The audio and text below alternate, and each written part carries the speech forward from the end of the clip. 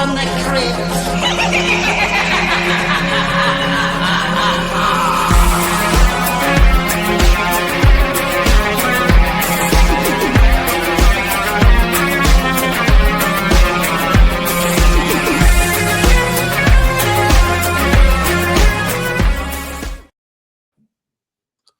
Hello, boils and ghouls. Welcome to episode 174 of Dads from the Crypt. My name is Jason. I'll be your host tonight. Joining me, as always, we have Mondo. Hello, Jason. Hello. And Jody. Hello. How we doing tonight, guys?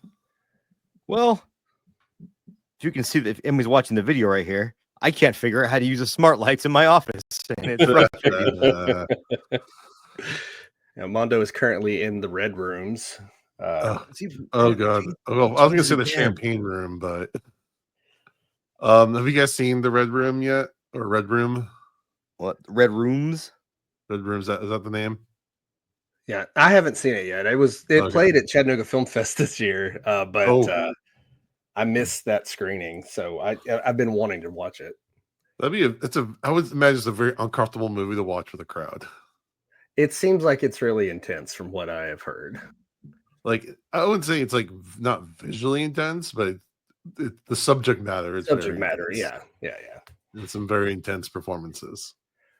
Yeah, I mean, have you ever watched a movie with a crowd that just feels very uncomfortable that you're watching this like with a bunch of other people around? You mean like when my parents took me to watch Schindler's List when I was 10? I was thinking more when I went to see some January Giallo last year, and we watched Torso, and there's a whole lot of naked people, and I'm just sitting in a room full of like 40 people watching all these naked people on screen. It's kind of an odd thing. Yeah, well, Mondo's got the king story of that. I'm so sorry. I haven't paid attention to anything because these goddamn lights are driving me insane. We're talking about uncomfortable movie experiences, and yours has anything beat. It's all right. Taking your daughter to see Midsommar. Yeah, we saw Midsommar together, which I didn't expect there to be an awkward. It did it again. I can't. I don't understand. I turned all the fucking settings off of these things, and they're still doing this. If you don't normally watch the video of this, you might just want to at least watch this part on video because Mondo's got special effects today. Anyhow, getting back to the subject matter, I would not recommend. Don't throw Midsommar on at your dinner party, or don't sit the kids around on the couch with some popcorn to watch out with them, because there's some awkward questions afterwards. Luckily, my child was 18 at the time, so. I watch a lot of movies with my kids, but Ari Aster is not on the list of directors that I want to watch with them anytime soon. No, I still haven't watched Beau's Afraid. I haven't either. Me either. I think that really says something that all three of us have refused to watch it. I take anxiety medicine. Like, I take medicine specifically to keep my anxiety at bay. I don't need to watch a movie that seems like masterminded to make you feel anxiety the entire time. Yeah, I've got too many mommy issues to deal with that movie. I don't really have a problem with that, except for was it like 3.5 hours long? That too. I do have a lot of trouble committing to a movie that long, for sure. Yeah. There's like one of the main Oscar movies, The Brutalist, is like 3.5 hours. Yeah. Yeah. I was gonna go see it in the theater, and I saw the runtime, and I just couldn't do it. Like at least like 2 intermissions on that one. And I think that one does have an intermission. I think I remember reading it because there was somebody talking about something they watched recently, and it was a Scorsese movie. Their theater had put an intermission in there, and Scorsese was like, "No, you don't stop my movie midway through to pee." So they had to put it all back. I'm not anti-Scorsese or anything. I'm just anti-movies being that damn long. Like, movies do not have to be that long most of the time. Yeah, you have to really earn that one. Yeah, I mean, there are long movies that absolutely I'm fine with. I watched the Lord of the Rings extended edition, at least a yearly thing, and I'll sometimes watch all three of them back to back. There is a place for long ass movies, but not every movie. Yeah. All right. Well, let's get into it. Tonight we are reviewing the latest episode of Creepshow in our list. We're actually diving into season 3, episode 1, which came out only like 5 months after the previous season. I think it ended in April and came out in September. I think this is like a COVID thing where they needed to get the timing was all wonky. But Jody, start us off with a plot synopsis. All right. I've had fun watching these now because these are episodes I never watched when I originally was watching through. This is all new to me, so that's a lot of fun. All right. So our first story is called Mums. And in it, we meet a farm boy named Jack and his mom, who is a recovering alcoholic. Her name is Bloom. I didn't know that. I missed that when watching it, but I see it written down here in front of me. And she says, hey, it's time to go see your grandmother or great-grandmother, great-great-grandmother that you've never met before. So let's just load up a bag. Don't worry about telling Dad. He already knows all about it. It's fine. It's not. She's trying to run off. Yeah, she's trying to run off, but good reason. Dad is a piece of shit. He's played by Ethan Embry, and I did not even recognize the man until about halfway through the episode when I went, oh, that's who that guy is. I didn't recognize. I looked up on DB. Yeah. But he is a militia gun guy, secessionist. It's a perfect time to watch this episode, by the way. I was going to say, he would be getting, if his character survived, he would be getting a pardon right now. Yeah, he just got a pardon. I had a joke and it wasn't nearly that good, so I'm very, very happy. But she, he's one of these far right militia guys, and he has his far right militia friends, and of course he's a paranoid guy, and he thinks the government's going to come get him, and so he doesn't like the idea of them running off, and so he knocks her suitcase out of her hand, and a bunch of money is in there, but also a bottle of whiskey. And the dad says, oh, well, she did this on purpose. She's running off to go drink and continue being an alcoholic. It's kind of implied the dad planted it, but I don't think we ever get explicit. Like, well, he does say, he goes, that's my money I've been missing or whatever. Because he's trying to make her look as unfit as possible. Right. Mm-hmm. And so he says, we're going to take her off to a place where she can get some help. And instead he murders her. He kills her somewhere off on the road and calls up his militia buddy, and they take her body and they bury it in the garden at her house. She's big into gardening as part of it. And so while who is Beth? How is she related to everyone? Like, it seems like she knows the mom. Like, I thought she was a sister or something at first, but I think she's just like part of the militia, maybe. Yeah, just a militia friend. But anyway, we find out that Beth is actually Dad's side piece, and so she's there watching the boy, and they bury her off screen in the garden, and they say that she's in rehab now. Meanwhile, that's a whole lot of backstory there. Jack finds a packet of seeds that his mother had stored away, and he plants them in the garden, and in the process, he cuts himself, and so in the middle of the seeds, there's also a lot of blood in there, and it soaks into the ground. And the next morning, a bunch of strange flowers have bloomed overnight from those seeds, and they seem like they have hair growing out of them, and they've got some skull shapes in them. And when he finds one of the pigs from his farm tangled up in some vines and rescues it, the vines grab his arm and they squeeze some more blood into the soil. And so we find out that the source of the vines is his mother. Somewhere in between burying the body and getting the blood there, caused these plants to grow. She has control over them, and she's become this kind of zombie plant hybrid. And the son finds out what's really happened. And so he starts by luring Beth and then his dad and then his dad's militia friend into the garden to be devoured by the plant mother. And that was the first time that anybody in that militia ever satisfied a woman. No, of course not. It's not even a goal. And then the next day, Jack takes the Hank's truck and he goes to visit his Meemaw, taking some of the flowers that have the skull shape in the middle of them with him. All right, That's Mondo, it. start us off. I kind of I like this one for a Mhm. couple reasons. One, comeuppance. They Mhm. got what they deserved in the end, and damn it, that felt good because these people sucked. And they do a really good job too of making the son a very empathetic character, and you feel for him. He lost his mom, and now they kind of imply that the father's abusive, Mhm. but not without showing anything, which kind of makes it almost a little bit creepier. So at the end of the day, the protagonist wins, and I'm a happy camper. And the Vine effects are very Evil Dead like.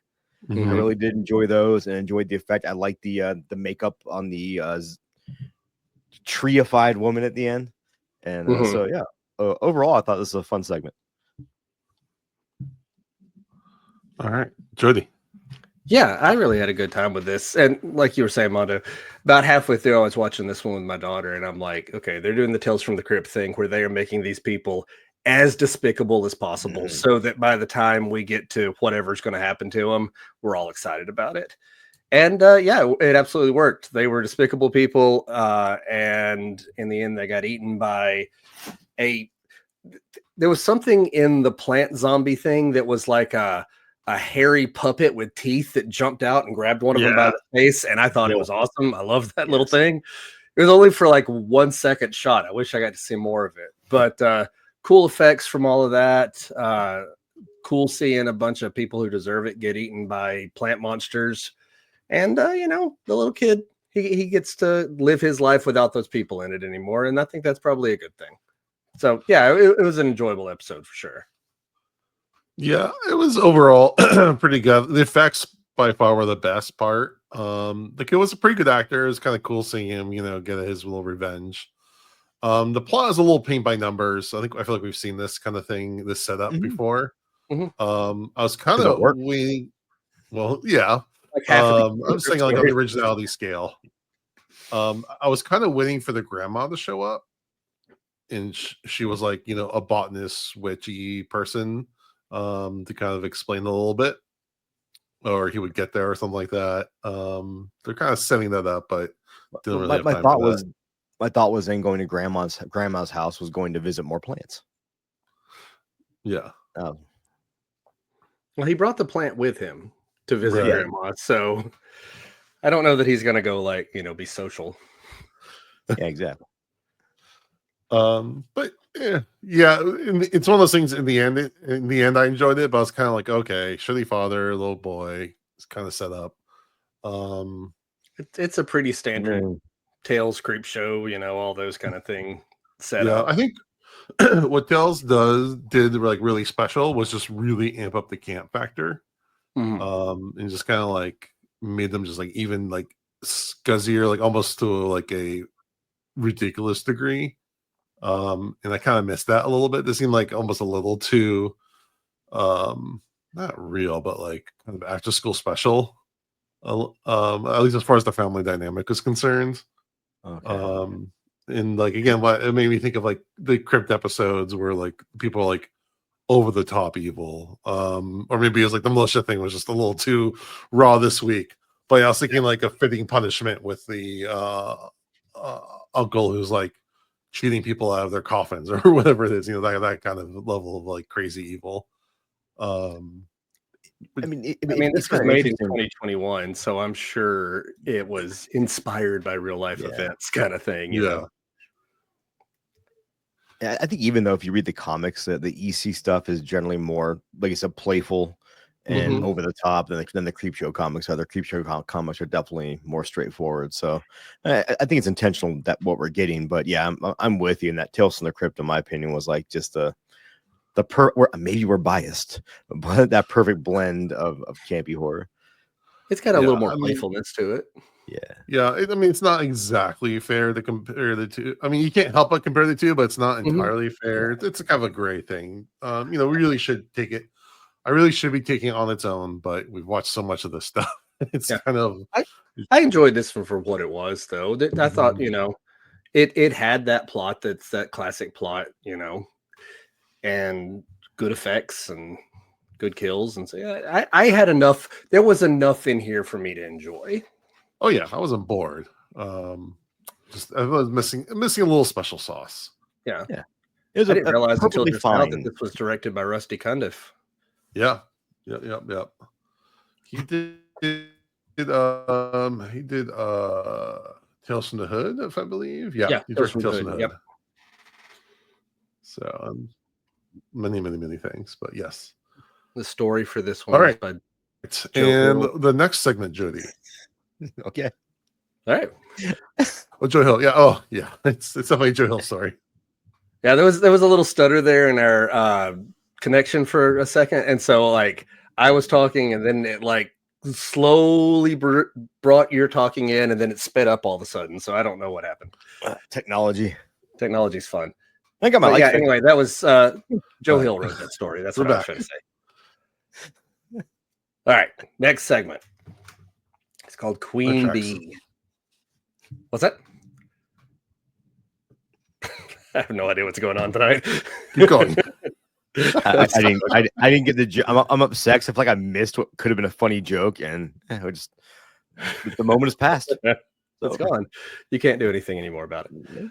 All right. So in Queen Bee, we meet. Jody were out of sync visually, or something. Okay, something has happened, Jason, because you just cut him off and talked over him again. Was that intentional? Some night we should try a podcast where we cut off the mics to each person. Like we can only hear one other person and have no idea what the other one's doing. Wow. Yeah. Sometimes it works that way anyway.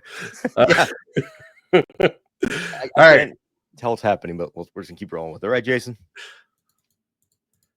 All right. So back to Queen Bee. Okay. Back to Queen Bee. All right. We meet three people. One whose name is Trinice. I don't know. Deborah and Carlos, and they're huge fans of this famous pop star named Regina. And they all try to argue over who's the biggest fan. And Deborah reveals that Regina is 9 months pregnant and has gone into labor at the local hospital where her mom works. And so they think, hey, we can sneak into the hospital and get to see her.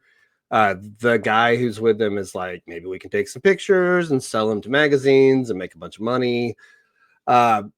She has the entire floor of the hospital sealed off to keep out the paparazzi. And they managed to get in by using her mom's key card. And so they want to see the baby first and, take those pictures, whatever. They trick the outside security camera, and then a security guard catches them, and they push him down the stairs accidentally. So now we have a murder on our hands. He is dead. Once inside, they discover that the hospital workers all have these mysterious glowing green eyes.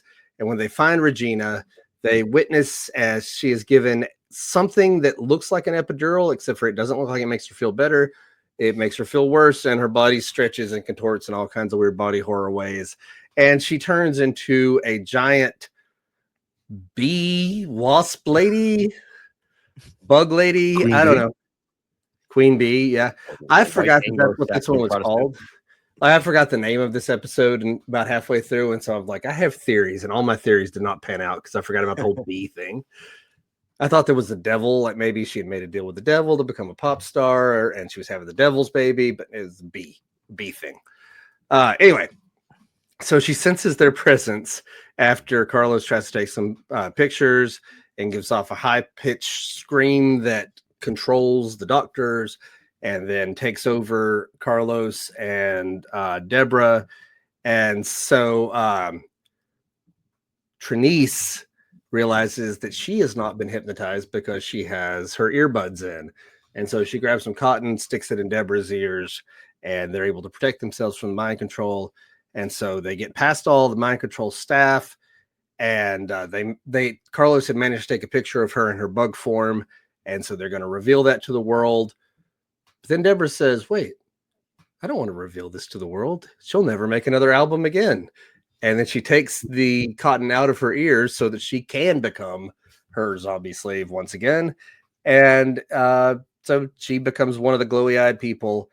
and then leaves Trinice stuck in the wall of a hive where large grub-like larva things come after her to eat her and feed her. As they do. Yeah, I was not very into this. Just the characters, they're just trying to play teenagers, yada yada yada. And the show, when it tries to does that, is just very, to use a younger person word, was very cringe. It felt. What were you going to say originally? You're going to use a word that colloquial. Okay. But my mouth just isn't working today. I thought you had some derogatory term for young people that I've never heard of before, and you cut yourself off. I was like, what is this? But I do love the little twist at the end. I really like that. And again, the effects. Well, this is another what's his name? The guy, Greg Nicotero episode. So the effects are, Yeah. My brain is fried today. Yeah. So it's just the effects are on point. Characters are meh, but it has a really nice twist. I really liked. I wasn't just meh on the characters. I kind of hated them. Yeah. Okay, it's really nice. There's some things, and granted, this is me being a super nerd, but that is not how you get past a security camera. It's so stupid because a camera has to focus, so all it's going to have is some pixelated fucking image of that screen, and they're going to know right away. Also, most security surveillance systems are reactive and not proactive. They're forensic. So there's a 89% chance that no one's even watching that camera, and they could just walk right past it. Second part, apparently she couldn't hear the bee screaming because she had earbuds in the whole time. So she couldn't hear anything else that happened the entire episode. that really bothered me. I couldn't let it go. And I hate when I do that. I couldn't let that fact go. Other than that, the effects were fantastic. The characters were insufferable. And much like Jason said, the twist was a little fun twist. I saw it coming because I think there's a fallacy in naming your episode Queen Bee and then having this be the twist. I did see it coming, but I still enjoyed it though. I thought that was a fun part. Yeah, I thought this was okay for the most part, but up until we got to the creature effects, and the creature effects were a lot of fun. And it was that whole thing with her deciding at the last minute to actively join the bad guys.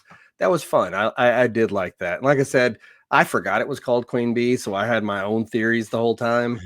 And I was wrong about all of them. But had I remembered that, I think I probably would have figured out some stuff like you were saying, Mondo, just because the title gives away a whole bunch of what happened. Yeah. And to be fair, if I didn't know the title, I wouldn't have thought that. Yeah. So. Well, I mean, you're not going to think someone's going to turn into a giant bug unless you have some reason to think that. Oh, and speaking of quibbles, this had like my biggest pet peeve in any movie. Is people using a defibrillator as a weapon. Yeah. Would you say that bugs you? I mean, anyone that's taken like a CPR class knows that that's not how those things work. You can't just shock someone at random. Speaking of CPR real fast, this show on Max called The Pit. Put a pin in that. Okay, we'll get to later. Talk about that. God dang it. Okay. I love it. Well, the thing that got me about them using things as a weapon and all like when she covered her friend's ears, like she instantly was unhypnotized. So instead of murdering all the hospital staff, literally just this would have been enough. Like just put your hands over there. You don't have to put defibrillators on his head and fry his brains. Just literally put your hands over his ears. He'd be like, oh, oops, I shouldn't be killing you. Also, them loving the ramming really the easy to stop these guys. Oh, they rammed the cart into the guy and that completely like took him out of the pictures. Like that wouldn't even hurt. Like you would just you go, Al, please stop it and move to the side and then murder them. It'd be easy. Thing weighs 2 pounds. It's hollow aluminum.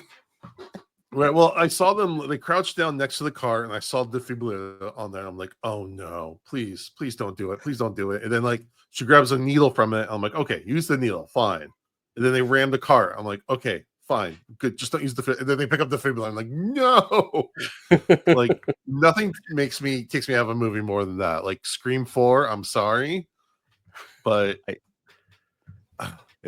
This is my stupid pet peeve, but also if someone's choking you like this with their hands around your throat and you can't escape that, you just deserve to be killed. There's no ifs, ands, or buts about it. Like anybody with 3 to 37 brain cells would be able to figure out how to just go, yeah, just get your hands off me. Like it's even if it's like a teenager versus a grown person. Yes, 100%. That's 100%. not a good position to like actually hold someone in place in. No, absolutely not. Extended outward. Yeah, instinctively, I think even if you didn't have any self-defense skills, your body would know how to react to it. Because I can tell us by grappling people who've never grappled before, they still try to like buck their hips and they freak out when they're in a bad position. Right. So you'd be okay. I just hate that. Like you can't. Yeah, I mean that's all like behavior. That's all behavioral stuff, but like a defibrillator is intentionally designed not to shock someone unless they are in cardiac arrest. That's the exact point of the device. So to use it in a way that is the complete opposite way of it's designed is just stick it on someone's ears. Just like it needs to be eliminated from all. I really want a horror movie now where someone uses a defibrillator as a weapon and all it does is cure the killer's irregular heartbeat. They all stop for a minute and he goes, huh. I mean, killer's like, no longer an AFib. I have so much more energy now. I can chase you down. All right. What's our preference between these two? The first one. Yeah. Yeah, that's like pretty easy. Without maybe I just wasn't thinking much about it, but I did appreciate the twist in the second one. I was kind of hoping there'd be something with the grandmother in the first one that would make it a little more interesting. But overall, yes, the first one's much better. And it might be we're just being old men, and like the second one, I'm be interested what kids these days would think of the second one, since they maybe relate to those characters more than any of us would. Yeah, I watched this one with my daughter, and she's 15 now, and she liked them both pretty well. I don't think either of them were like mind blowing or anything. Did you hate the characters though? She said these guys suck. I mean, they were annoying for sure. Okay. Yeah. All right. Let's take a moment for a shout out. Hey, I'm Kevin Dillon. You're listening to Dads from the Crypt. Victory! That one's so awesome. I love that one. And I can't know if you can actually see. I think I can see her elbow, but it's Linda Blair right in the background, who actually just had a birthday. So happy birthday, Linda Blair. I think it'd be really weird if we could identify Linda. Jody's like, hey, that's Linda Blair's elbow. Well, you can see like it's her banner, like it's her convention space right behind them. So all right. It's like elbow fetish a thing where people can just like they're just into elbows. Maybe they can pick people out by their elbow. Go to Wiki Elbow. It's full of celebrity elbows. Only elbows. Do you know that little back piece of skin is called on your elbow? I don't want to. It's called a weenus. I've heard that. I don't even know if that's true. I've never actually looked it up. I don't know if that's true. No, I've heard that. It's true. Someone in like 7th grade. This is how. So for any young people that listen to the show, how it used to work is someone would just tell you something in 7th grade, and you'll believe it until you're 42. So. Hey Mondo. Yes. Your epidermis is showing. Yeah. It's an oldie but a goodie. All right, Mondo, give us your song of the day. All right. So a lot of stuff has happened over the past few days since we're recording this. So it's a band I've used before, but this is not one of their metal songs. This band is called Panopticon. The song is off the record The Scars of Man on the Once Nameless Wilderness. Part 2. Part 1, definitely Cascadian black metal is only Panopticon can do. Disc 2 is his acoustic work. And there's a song on here I think both you gentlemen should listen to. And I think all of our listeners should as well. Because at this point, I think we've scared off all of the, we scared off all the people that aren't okay with people just wanting to live their lives and be who they are. And you want to know what? If we have anybody still listening at this point that's right wing, I actually applaud you for having an open mind, because you have to have kind of an open mind, I think, if you listen to other shows that go completely against what your thoughts are. Anyhow, this song is very, very near and dear to what's happening right now by Panopticon on part 2 of The Scars of Man. It is called The Itch. Give it a listen, check the lyrics out, and yeah, it's pretty fitting for right now. I'll leave it at that. Scars of Man. Got it. So I'm just adding to my It's like list. when you say something to your grandfather and they have to repeat it back to you.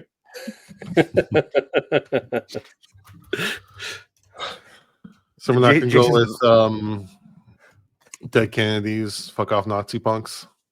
That one works as well, man. That one works as well. Mm-hmm. You know what you are fucking doing. Mm-hmm. Yeah, that's all I'm gonna say. All right, Jody, enlighten us with some horror news, some good news, so we can all. All right. Well, I do have some good news for horror fans who also pay attention to the Academy Awards every year. Mhm. This year's Oscar nominations have come out, and horror actually is being represented this year, which is not something that happens very often. Nosferatu is up for Best Cinematography, Best Costumes, Best Makeup and Hairstyling, Best Production. The one that's got the most nominations is The Substance, which is up for Best Picture this year. Hell yeah. Coralie Farragut is up for Best Director. Demi Moore is up for Best Actress, Best Original Screenplay, and Best Makeup and Hairstyling. It looks like that's everything. And even Alien Romulus has a nomination for Best Effects. So in a time when, I mean, horror has never been something the Academy likes very much, even if it's super big and popular. But this is a pretty good showing for horror in the Academy Awards this year. Yeah, I mean, I'm really happy for The Substance. We'll see how much it actually gets. I think the Alien Remless ones is a little funny because we all kind of complained about a couple of the effects, though I think the rest of it looks amazing. I think, yeah, they had. I think if I wasn't mistaken, they changed the AI face on the home release. That's yeah, what I want to see, and I've only seen it at home, so I don't know what it was like in theaters. yeah, I want to see like a side by side to see how much, but Yeah. though I'll say like all the other effects except for that one Aliens are effect, great. is amazing. Yeah. So Yeah. good on them. I completely expect The Substance to get snubbed for every award. It might get like original screenplay, maybe makeup. Maybe, but just the fact that it got nominated is Yeah. kind of a deal, because you have people every year that, regardless of what kind of genre they love, etc., they're just into film and they'll watch every Best Picture nominee, and it might freak some of them out, but I think some of them might get an appreciation for the genre we love. We'll see. Yeah. No, I really am just liking the idea of the normies who are watching every Best Picture nominee, and suddenly they see the last 30 minutes or so of The Substance. Because the rest of the Best Picture nominees this year are Anora is up there, and I've heard a lot of good things about it. Oh, I love Anora so much.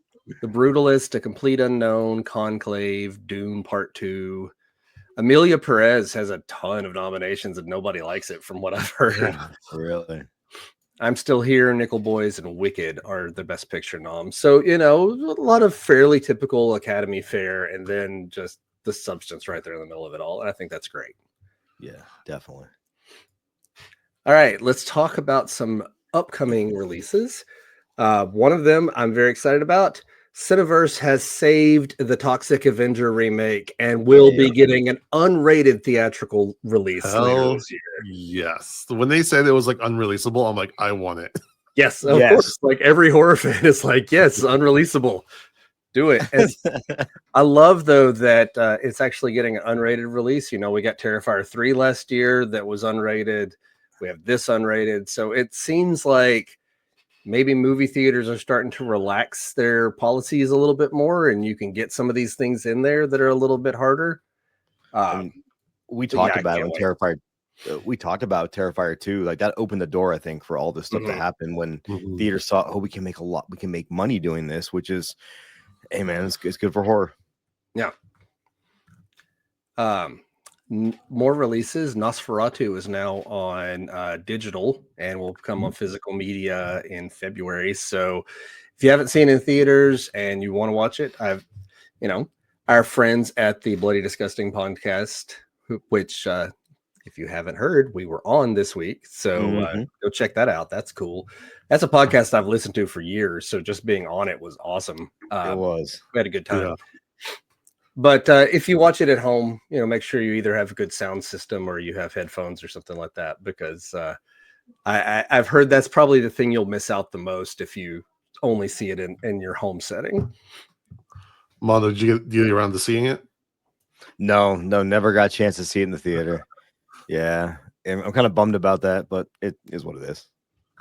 Yeah, I'm thinking about buying it on 4K because like it's so dark, but like when I stream things, it's very compressed and the blacks are kind of all mushy.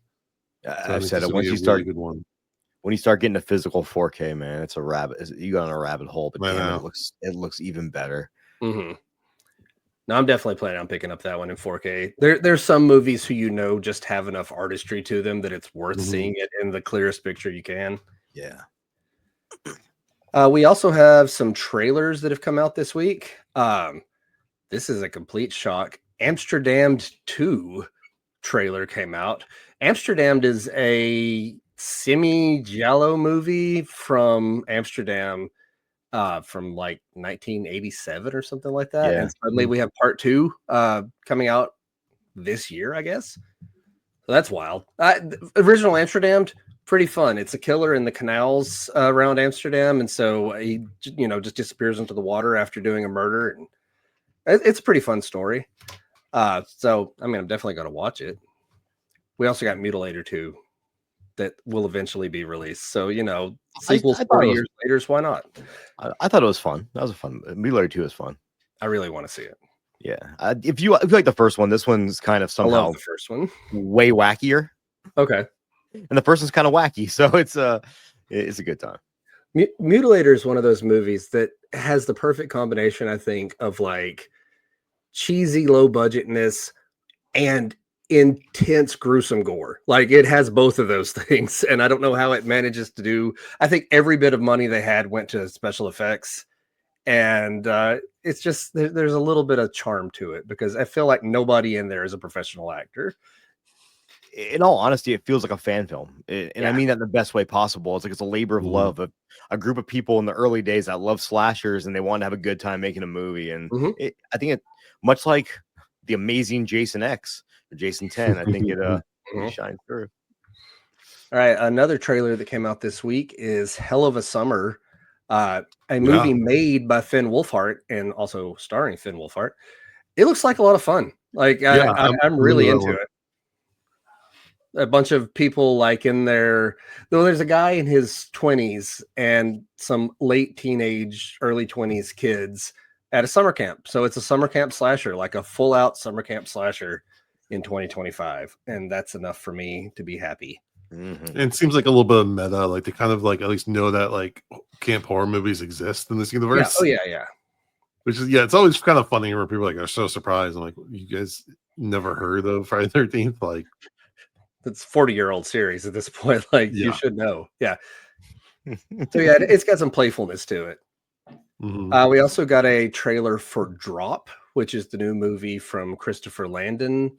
I mentioned recently made Freaky and both Happy Death Day movies.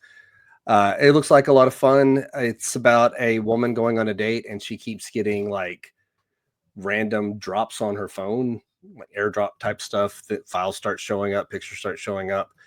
I don't know where it goes from there because I'm trying to avoid getting too deep into the story, but looks pretty interesting. I don't want to say anything because I watched the whole trailer and it gives away a bit, but it reminds me of a other movie very similar to it. I won't say because it might ruin some stuff, but it's interesting, for Landon, and I'll watch it definitely. Yeah, I mean, I'm gonna watch anything he makes. So and we also got a trailer for Yellow Jacket season 3. And that comes out on the first episode comes out on Valentine's Day this year, so we don't have to wait too much longer. I am currently right in the middle of watching Yellow Jacket season 2. I didn't watch any of it until a couple weeks ago. But man, I am fully invested in this series. I cannot wait for season 3. So yeah, Yeah, That's on my the list. music of that show is so good. yes. Yeah, Mondo, it's all set in 1996, or half of it's set in 1996, the other half set like current times. And there's stories that crisscross back and forth between the two of them. Lots of good 90s soundtrack. Yeah. I'm excited. Also, And Jason, it's, you mentioned it. I tried watching and Drive Away again when I got home from California on Tuesday, but I was so tired. I fell asleep like 18 minutes into it. oh, Get you mean Getaway? also The Nick you mean the Frost? Getaway? The Nick Yeah. Frost film, yeah. Yeah. But It's yeah, okay. also in Yellow Jackets, it's a Todd Masters production. Like he does all the Oh. gore and stuff effects. So like you're in for some shit. That's awesome. He posts a lot on his Instagram too. So yeah. We also got news of 2 new Robert Eggers movies. So coming off of Nosferatu, we have one that's called, I don't know exactly how you say it. It's werewolf, but it's spelled funny. The werewolf. Like the old European spelling of it. Right. So we have that. But he's also making a new Labyrinth movie. The David Bowie Labyrinth. Yeah, Jim Henson. Robert Eggers is making one. Okay. So I have no idea what that's like. I can't even picture that in my head. So I'm just going to have to wait until something comes out about it because I'll watch it. anything he makes. I'll watch anything. I'll put on my cod piece and watch it. Yeah. He also said that when he made the Northman, he was inspired and was listening to a lot of Finnish heavy metal. Yeah. I don't know what kind though, because the Finns put out some pretty bad heavy metal too. So Right. And this is one that makes perfect sense to me. This little bit of news. So I was a huge fan of The Sadness a couple years ago. Is it Japanese or Korean? I don't remember. It's Korean, and it's kind of based off the Crossed. If you haven't read it, Jody, there's the comic book series called The Crossed. Well, what I'm about to say is the director of The Sadness, Rob Jabez, is going to helm an adaptation of Crossed by Garth Ennis. And so it seems a little on the nose. I mean, The Sadness basically is Crossed. Yes. But slight variations. I read that whole comic book series back when it first came out. A couple months ago, I went back and I'm like, I should reread that. And I got like 2 books in and I'm like, man, this is so nasty. I forgot how bad this was. Yeah, they did brutal. One too about, I think it's some Irish people who fled the Isles and went to some random island. And I forgot what it was called, but I got really into that one and read the whole series. And I love the fact they've actually kind of put that world in different places now. But The Sadness was like literally watching The Sadness was watching The Crossed, which was very nasty movie. It's a very nasty movie, but it was also one of my favorites the year that it came out because it's not a lot of movies will go there.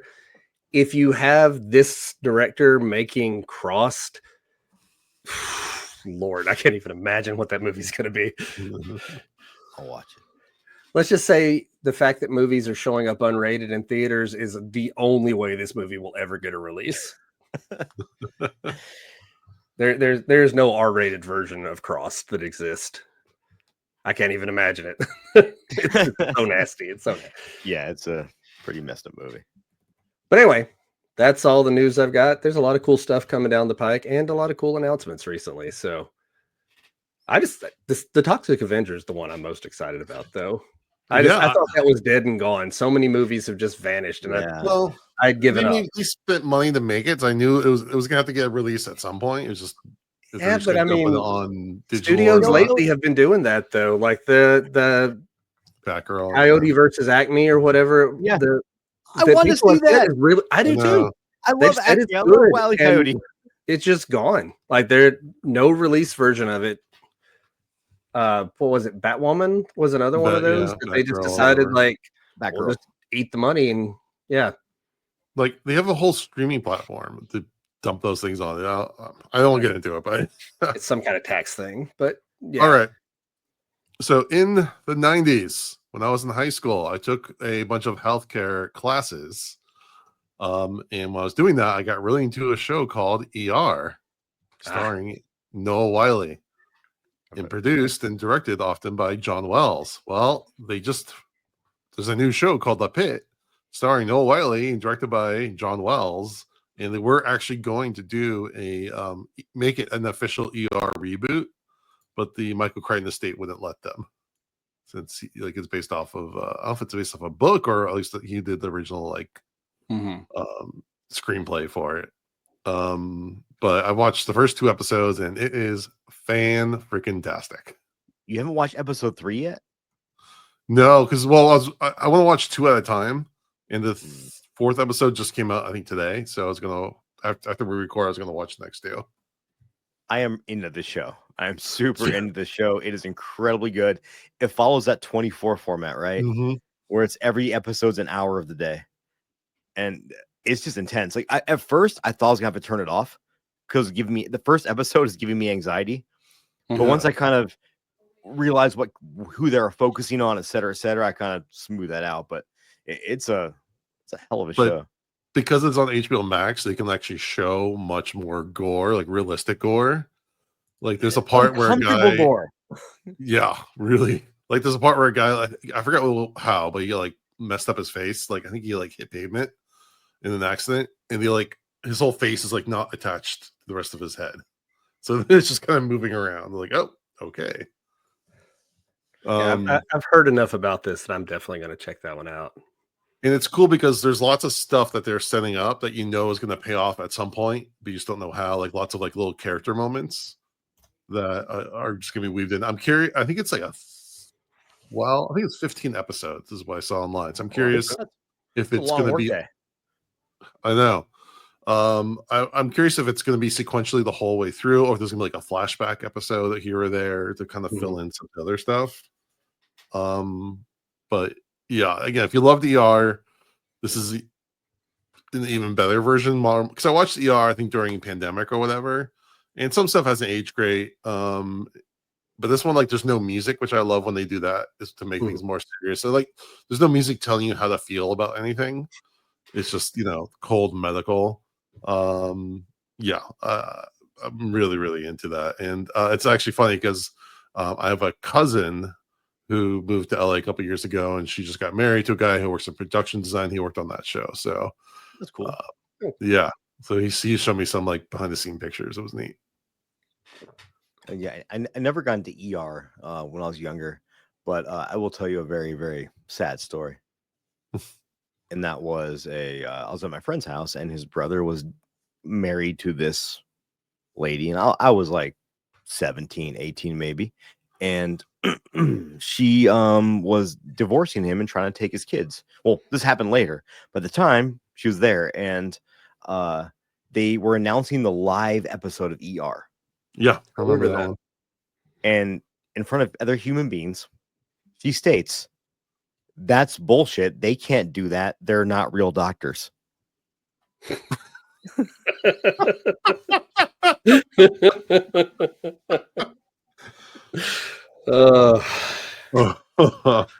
And then fast forward 6 months after this happens. I'm not joking about any of this.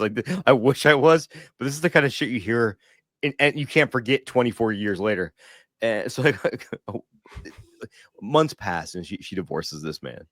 And one day we're again at my buddy's house, and his brother's over there, and his sister's over there too, and they're talking about this woman, and his sister goes, "She was stupid as hell anyways, because they went to massage school together." He goes, when they're teaching the sister had gone to massage school, this woman, and when she went to have a massage against ribs, she stood up and she goes, "No, this is all wrong, because if you read the Bible, you'll know that men have more ribs than women do, and that's not how you massage a woman's ribs." And yep. I haven't talked to this guy since right after high school, but I really like to know Good God, what has elapsed in their lives. So I need an update. So just give me an update on all your family members. Yeah, I just need to know. You ever talk to your ex? Because you find out that they got remarried later. Hey, if they did, who knows? People change, man. So it's... Yeah. Changes But kind yeah, that live VR episode was a big deal. And then remember it. what was cool was that we got extra credit if we watched the episode and like pointed out medical things that we like had learned in class or something like that. Because we were learning medical terminology like CBC, all that stuff. So that was a real. They could have had you cornerstone. listen to the band Carcass, because Carcass uses a lot of like gore grind era. Carcass, Yes. Impaled, Exhumed. Yeah. They would just read out of medical textbooks and then make songs based around that stuff. They didn't know what they were talking about, but Kind of cool. Maybe they're all These medical are cool students. words. Medical student thrash band. well, there was a band called not thrash, they're grindcore, but there was a band called the County Medical Examiners, where it was literally people that all worked for the county medical examiner. And lore has it, the vocalist was a guy who was like 15, 20 years older than these kids were that started the band, and he just did it because he thought it was funny, and he hated the music and hated metal. But Nice. I don't know if that's true or not, but I think it's a fun story. All right. Well, I think that wraps up another episode. We appreciate everyone for listening. We would really appreciate if you give us a rating and review on iTunes, a rating on Spotify, and subscribe to our YouTube and follow us at Dads from the Crypt Talk. TikTok still lives, apparently. And with that, we thank you for listening to Dads from the Crypt. Follow Dads from the Crypt on Facebook, Twitter, and Instagram, or I will follow you to the grave. No, seriously, you really should watch. But be careful what you ask for. You may get it.